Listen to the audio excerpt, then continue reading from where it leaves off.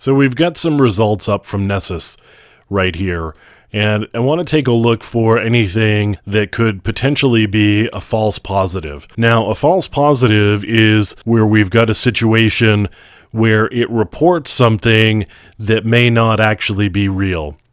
So as an example, you may have an Apache server that's configured to only say that it's an Apache server, not give a version number. And Nessus may take that and make some guesses about the version that is actually running and throw up some Apache vulnerabilities in here. And you'd have to go and make sure that the version you're running is actually one that's vulnerable. There are actually cases where you're going to get false positives, where Nessus reports something that's just not real.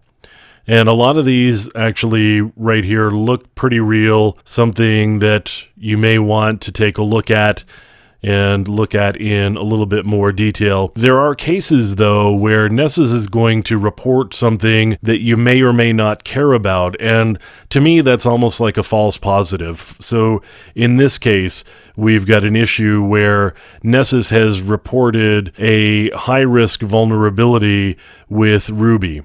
And the thing about that is that the only reason Nessus knows about this is because we gave the login credentials for the server or the system to Nessus so that it could log in. It's the only way it knew about the Ruby vulnerability, and there are others that are similar. So the QEMU KVM vulnerability is another one. Nessus couldn't have known about that without actually having login credentials. So would you consider this a high-risk vulnerability if you actually had to be on the system and maybe you had a strong password policy in place? That may be a case where you downgrade the risk here, which doesn't mean that you shouldn't be recommending that patches get applied on a regular basis.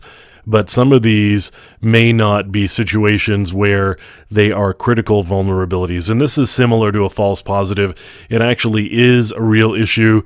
The thing that's a little questionable is where you might actually rate that. So we do run into false positives from time to time, and that's a case where Nessus is relying on information that it's received. In the case of Apache, for example, it gets a banner back, and it may have to make some guesses about what that server actually is, what version that server is running. And so it may actually throw an alert up that may not be real. Although most of the vulnerability scanners are pretty good about making really good guesses, but you still need to make sure that you're not running into false positives and go through your list of vulnerabilities from Nessus or Nexpose or any other vulnerability scanner that you're using, and just make sure you're not getting false positives. The vulnerability scanners are not infallible. And some of it has to do with configuration, some of it has to do with the way it interacts with systems. So always make sure that the list of vulnerabilities is actually true and accurate.